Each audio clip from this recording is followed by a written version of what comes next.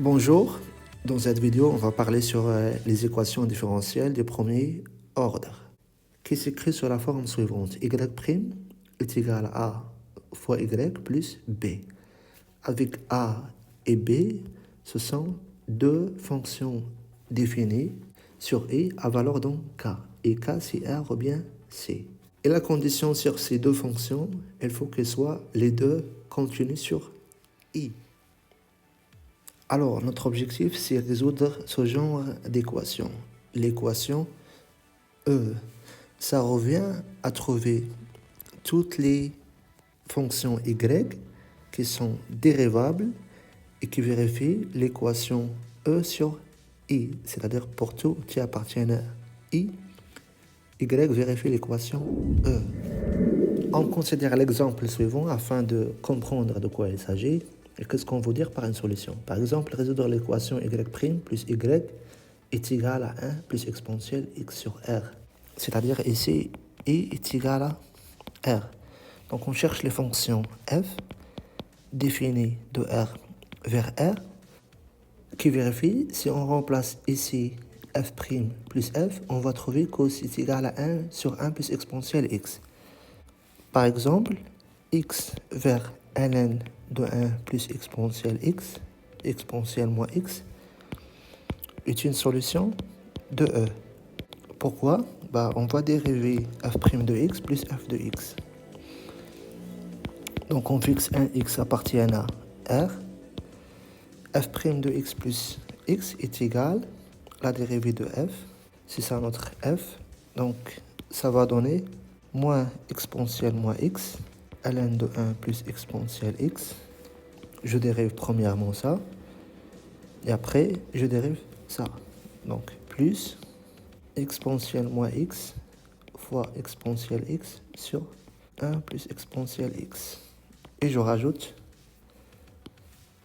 f de x plus ln de 1 plus exponentielle x, exponentielle moins x.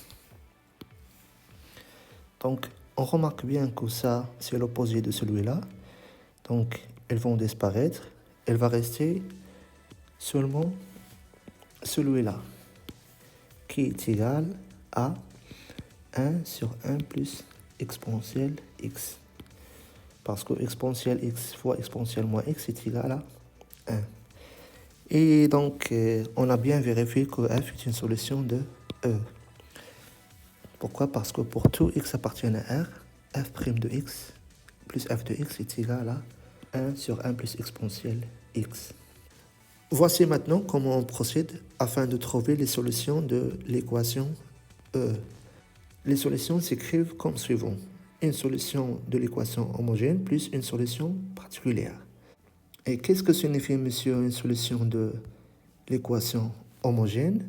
C'est-à-dire une solution de l'équation y' plus ay égale à 0. On a remplacé b par 0. Donc d'abord, on va résoudre cette équation. Là, comment?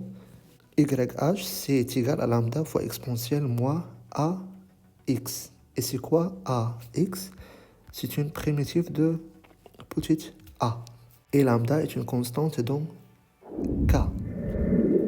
Pour donner un exemple de l'équation homogène et les solutions de l'équation homogène, on va reprendre notre exemple.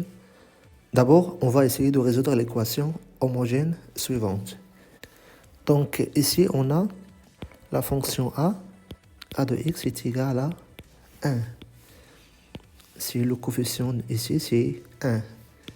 C'est une fonction et continue sur R et admet a de x est égal à x comme primitive sur R. Donc, les solutions de l'équation H s'écrivent sous la forme YH, une fonction définie de R vers R, x vers lambda exponentielle moins AX, c'est-à-dire lambda exponentielle moins x, où lambda appartient à R. Donc voilà, on a trouvé l'ensemble des solutions de l'équation homogène. C'est-à-dire ce sont les fonctions définies de R vers R, x vers lambda exponentielle moins x, où lambda appartient à R. Pour tout lambda, ça, c'est une solution de cette équation homogène. Après, on passe pour chercher une solution particulière de E, c'est-à-dire une solution qui vérifie cette équation-là. On procède par la méthode de la variation de la constante. Comment? On pose une solution yp est égale à lambda exponentielle moins ax. Dès qu'on trouve une solution particulière, cette constante-là, lambda, on la change comme une fonction, lambda x. Et on cherche les conditions sur cette lambda, qui va être de classe C1, et qu'on peut la trouver en remplaçant dans l'équation E, lambda x est égal à la primitive de b de x exponentielle à x. Revenons sur notre exemple afin de voir comment on trouve une solution particulière. Donc on va chercher une solution particulière sous la forme yp de x est égal. Les solutions qu'on a trouvées, c'est lambda exponentielle moins x. Donc cette lambda-là, on va la changer comme une constante lambda x exponentielle moins x. Et on remplace dans cette équation et on va trouver une condition sur lambda. Et même, on va trouver la forme explicite de lambda x. Premièrement, on a yp de x est égal à lambda x exponentielle moins x. Deuxièmement, y' de x est égal lambda prime de x exponentielle moins x moins exponentielle moins x lambda x. Après, on remplace ici y' par yp' et y par yp.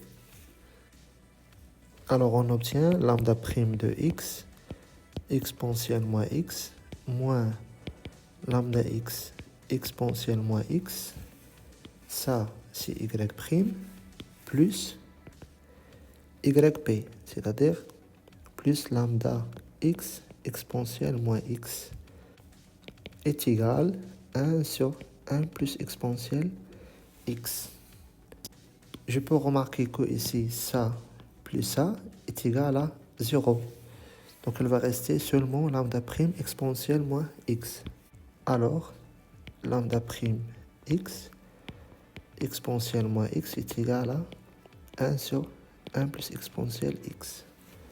Après, je vais déplacer exponentielle moins x ici. Donc, ça fait lambda prime de x est égal, je multiplie dans les deux côtés par exponentielle x. Donc, puisque cette fonction-là continue, alors elle admet une primitive qui est égale, encore une fois, exponentielle x plus 1 sur exponentielle x plus 1. Ça, prime. Parce que la dérivée de exponentielle x plus 1 est égale à exponentielle x. Et on sait que f' sur f, une primitive de cette fonction-là, c'est ln, valeur absolue de f. Donc, ceci, d'où lambda x est égal à ln 1 plus exponentielle x. Parce que, sans valeur absolue, parce que 1 plus exponentielle x est strictement positif. Donc voilà, finalement, on a trouvé lambda x. On peut remplacer par lambda x ici. Donc, yp de x égale ln de 1 plus exponentielle x, exponentielle moins x. Je remplace ici par lambda x, est une solution particulière de E. Finalement,